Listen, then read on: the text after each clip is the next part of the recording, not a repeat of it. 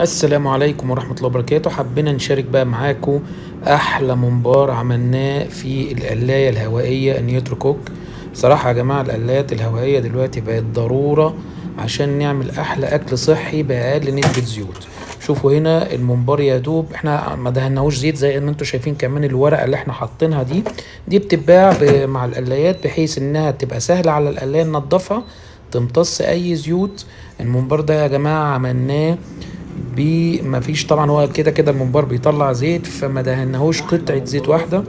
بصوا ما شاء الله طالع زي المقلي بأقل نسبة زيوت. يعني ناكل أحلى أكل صحي بأقل نسبة زيوت، وأكل من غير دهون، من غير دهون ثلاثية، الحاجات اللي بقت تتسبب في سداد في الشريان في الشرايين والمشاكل بتاعة القلب المعروفة. هنا طبعا الآلة دي يا جماعة بتيجي سخان 1800 1700 واط. برامج متعددة واقدر ازود الحرارة زي ما انا شايفين كده، اتحكم في درجة الحرارة واتحكم في الوقت.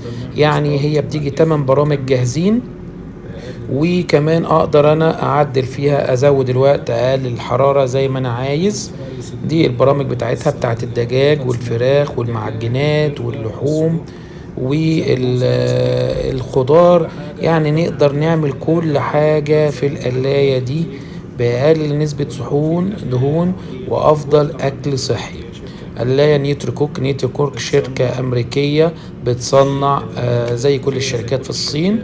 الشركة بتاعتها اسمها نيوتري بوليت، شركة أمريكي زي ما قلنا لكم.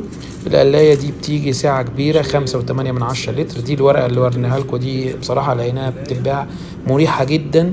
احنا يا دوب بنحط الأكل عليها جوه الدرج زي ما انتم شايفين كده، تخرجها القلاية يعني ما تتعبيش في الدهون، لان في دهون بتلزق وممكن مع الوقت التفات بتاع القلاية يقشر. فدي صراحة كانت كمان فكرة كويسة وبتريحنا في تنظيف القلاية والاستعمال.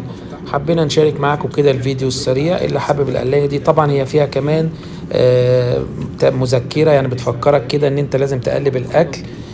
زي ما قلنا لكم 1700 واط، 5.8 لتر. الغطا الدرج زي ما انتم شايفين سهل الازالة عشان تكون سهلة التنظيف. برامج متعددة، ما شاء الله واط عالي 1700 واط، حجم كبير 5.8 لتر. السلام عليكم ورحمة الله وبركاته.